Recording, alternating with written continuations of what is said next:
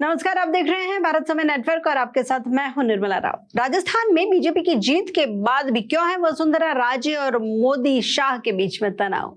क्या वसुंधरा राजे बन सकती हैं बीजेपी की पहली महिला राष्ट्रीय अध्यक्ष और क्या संघ के इशारे पर बदल सकती है बीजेपी की राजनीति? आइए जानते हैं क्या है पूरा मामला। राजस्थान में जीत तो भारतीय जनता पार्टी ने हासिल कर ली, लेकिन मुख्यमंत्री पद की रेस में वसुंधरा राजे को दरकिनार करना अब बीजेपी को भारी पड़ सकता है। वसुंधरा जिनकी राजनीति की जड़ें गहरी और मजबूत हैं, अब पार्टी की शीर्ष नेतृत्व के लिए चुनौती बनती जा रही है। सूत्रों की माने तो राष्ट्रीय स्वयंसेवक संघ यानी आरएसएस ने बीजेपी की पहली महिला अध्यक्ष के तौर पर वसुंधरा राजे का नाम आगे बढ़ाया है, लेकिन मोदी शाह की जोड़ी इस फैसले से कतई खुश नहीं है। वसुंधरा को बीजेपी की पहली महिला राष्ट्रीय अध्यक्ष बनाने की संघ की सिफारिश पार्टी की राजनीति को अब पूरी तरह से बदल सकती है। अब सवाल ये है कि क्या मोदी और शाह संघ की सिफारिश को मानेंगे या फिर बीजेपी में अंदरूनी कलह और गहराएगी। दरअसल राजस्थान की पूर्व मुख्यमंत्री वसुंधरा राजे का नाम बीजेपी की राष्ट्रीय अध्यक्ष की दौड़ में शामिल होना एक बड़ा सियासी घटनाक्रम है। संघ का ये दाव इसलिए चौंकाने वाला है क्योंकि मोदी शाह और वसुंधरा के बीच एक लंबे समय से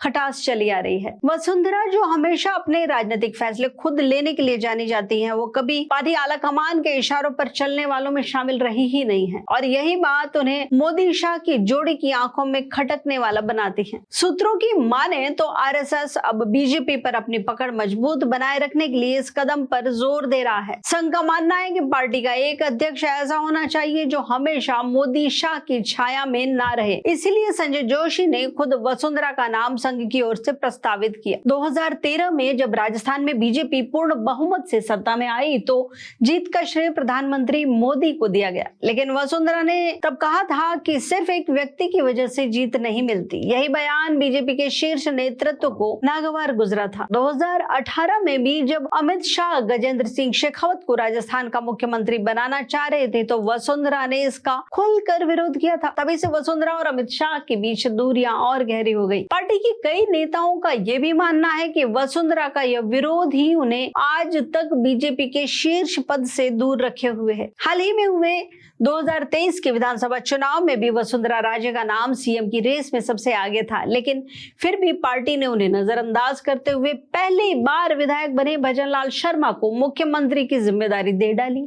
यह वसुंधरा के समर्थकों को कतई रास नहीं आया और पार्टी के अंदर खेमेबाजी की चर्चा और तेज हो गई। अब राजनीतिक जानकारों का कहना है कि वसुंधरा का राजनीतिक कद इतना बड़ा है कि उन्हें दरकिनार करना बीजेपी के लिए बिल्कुल भी आसान नहीं होगा। राजस्थान में वसुंधरा राजे के समर्थन का मजबूत आधार है और अगर उन्हें पार्टी नेतृत्व में उचित स्थान नहीं मिला तो ये पार्टी के अंदर एक बड़ी बगावत का रूप ले सकती है। आरएसएस और बीजेपी के बीच का पावर बैलेंस पिछले कुछ समय से चर्चा का विषय बना हुआ है। लोकसभा चुनाव 2024 के बाद से कई बार ऐसे मौके आए हैं जब संघ और बीजेपी के नेतृत्व के बीच मतभेद सामने आ गए। संघ का ये कदम एक तरह से पार्टी नेतृत्व को यह दिखाने की कोशिश है कि अब भी पार्टी के फैसलों पर उसकी पकड़ मजबूत है। राजनीति के जानकार मानते हैं कि यह सिर्फ एक व्यक्ति का चुनाव नहीं है, बल्कि एक पावर बैलेंस का खेल है जो पार्टी के भविष्य की दिशा तय करेगा।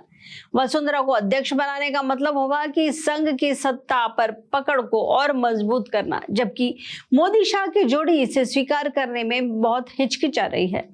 तो अब देखना दिलचस्प होगा कि वसुंधरा और बीजेपी के नेतृत्व के बीच ये टकराव कहां तक जाकर रुकता है।